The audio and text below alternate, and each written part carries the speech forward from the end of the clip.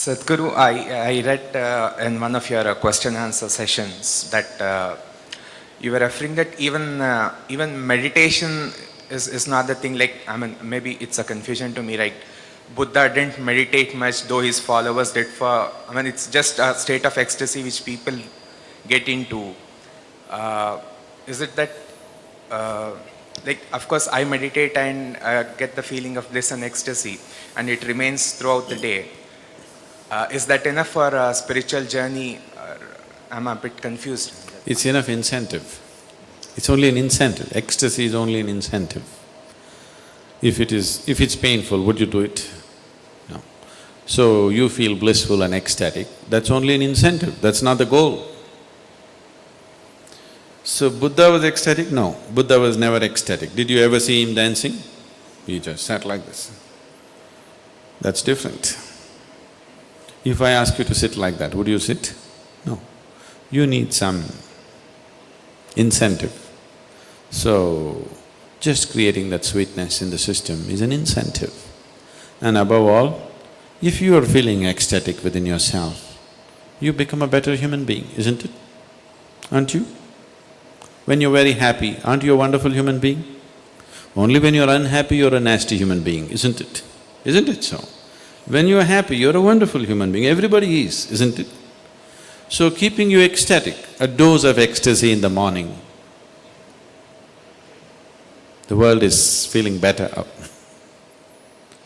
If everybody in Hyderabad started off in an ecstatic way in the morning, Hyderabad would be a wonderful place, isn't it?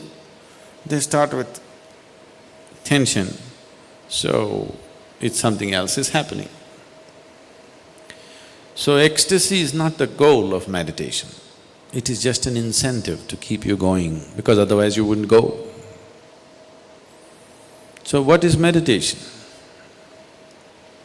The purpose of… if we have to look at the purpose,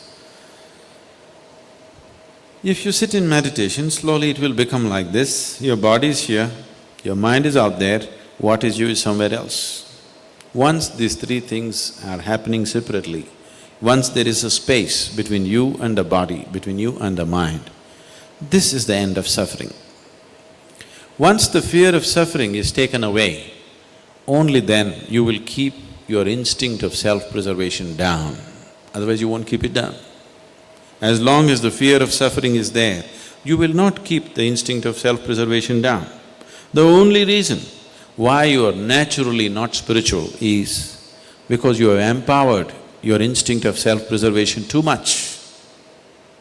All the time it is trying to make you like a bubble in the world, separate bubble, not willing to mix with anything. So unless you keep your instinct of self-preservation down, you will not become spiritual in any way. You will not know life as one happening. You will always be an individual, trapped.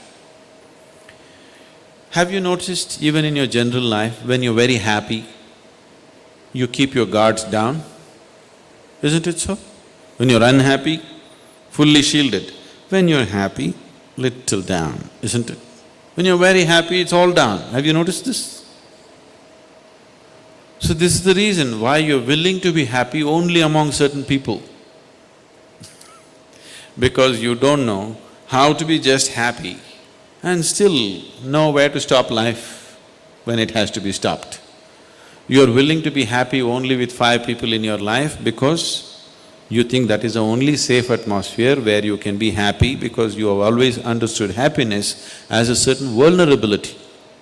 See, just say you walk on the street and you smile at anybody, they'll look like this. Why?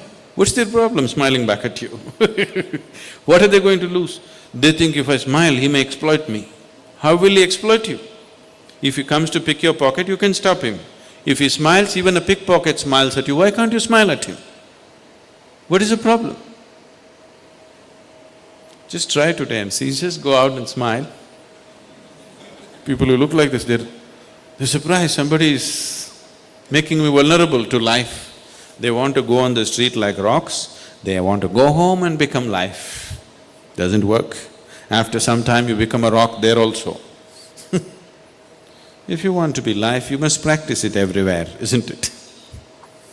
So, Meditation gives you that space between you and your body, between you and your mind.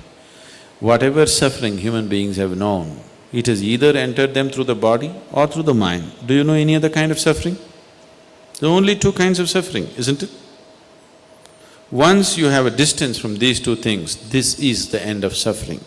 Once the fear of suffering is taken away, only then you are willing to venture into other dimensions of life. Otherwise, no matter what I tell you, you are only looking for safety.